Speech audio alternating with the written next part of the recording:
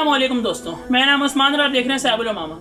तो आज मैं आपको जमात छोड़ने की शरई उज़र बताऊंगा, यानी कि ऐसे उज़र बताऊंगा कि हम कह सकें कि ये बंदा जमात छोड़ने की इसको शरीयत ने इजाज़त दी है, इसको चाहिए कि अपनी नमाज़ पढ़ ले।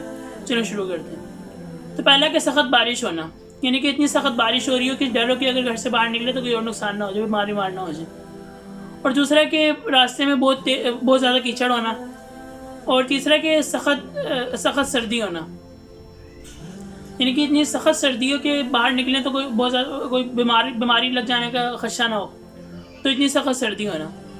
और चौथा कि रात में बहुत ज़्यादा आंधी होना, यानी कि अगर इतनी ज़्यादा आंधी होना कि अगर रात की नमाज़ पढ़ने के लिए निकलें तो बहुत सख्त आंधी होना, इतनी आंधी होना कि कोई और नुकसान होने का ख़तरा हो।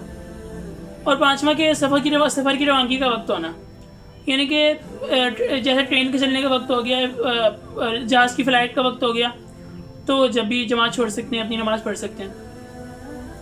और छठा कि बहुत तेज़ पेशाब या पखाना लगा होना, यानी कि इतनी तेज़ वॉशरूम आ रहा हो, इतनी तेज़ पेशाब आ रहा हो कि रोकना मुश्किल हो रहा हो, और नमाज़ खड़ी हो गई हो, तो फिर ये छोड़ सकता है जमात। फिर ये अपनी हाजत से फारिग होने के बाद अपनी नमाज़ पढ़ ले। और सातवां कि बहुत ज़्यादा भूख लगी हो और उसकी हालत में खाना आ जाए, यानी कि ये भूख से मुराद ये नहीं कि हमारे यहाँ तो लोग अब के ज़माने में तो लोग हर 2 मिनट बाद खा रहे होते हैं कुछ ना कुछ, तो इस तरह की भूख मुराद नहीं है। ये भूख वो मुराद है कि जब सहाबा कराम रिज़वानुल्लाह अलैहिम अजमईन और प्यारे नबी सल्लल्लाहु अलैहि वसल्लम 2-2 दिन 3-3 दिन भूखे रहते थे, और फिर अगर जब सोचें कि जब 3-3 दिन भूखा रहे बंदा और उसके सामने खाना आ जाए तो फिर वो कैसे सब्र कर पाता है। तो इस भूख की हालत में जमात छोड़ने की इजाज़त है। और आठवां के माल वगैरह चोरी होने का डर हो, यानी कि कोई ऐसा इलाका हो कि डर हो कि अगर जमात से नमाज़ पढ़ने गए तो पीछे कहीं माल ना चोरी हो जाए।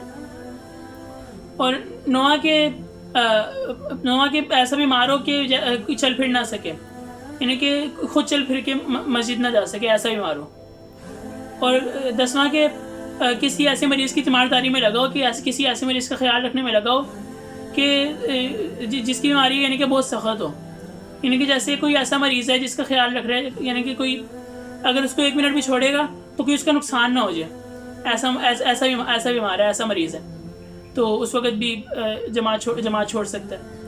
और 11वां के मस्जिद का घर से 1 मील या इससे ज़्यादा दूर होना, यानी कि इतना, और कोई सवारी भी ना होना, यानी कि इसके साथ ही वजह है कि कोई सवारी भी ना होना, खुद पैदल चल के जाना पड़ता हो, तो यानी कि तो मील से कम भी नहीं है बल्कि 1 मील या इससे ज़्यादा हो जब ही इजाज़त है जमात छोड़ने की, और कोई सवारी भी ना हो।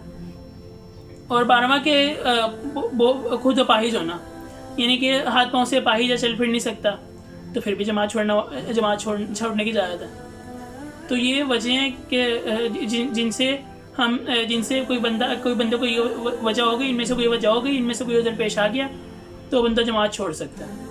तो हमें चाहिए कि जब तक हमें इस तरह की खुदा ना करे कोई इस तरह की वजह पेश है, अगर हमें कोई इस तरह की वजह पेश ना आए जब तक हम जमात ना छोड़ें। और अगर इसमें से भी कोई वजह पेश है तो हम कोशिश करें, वो बहुत हद तक कोशिश करें कि जितना हमारे से हो सके हम जमात से नमाज़ पढ़ें। लेकिन अगर मुश्किल हो, मुमकिन ही ना हो, तो फिर छोड़ सकते हैं जमात से, फिर भी अपनी पढ़ लें। तो मिलते हैं इंशाअल्लाह अगली वीडियो में, अब तक के लिए खुदा हाफ़िज़।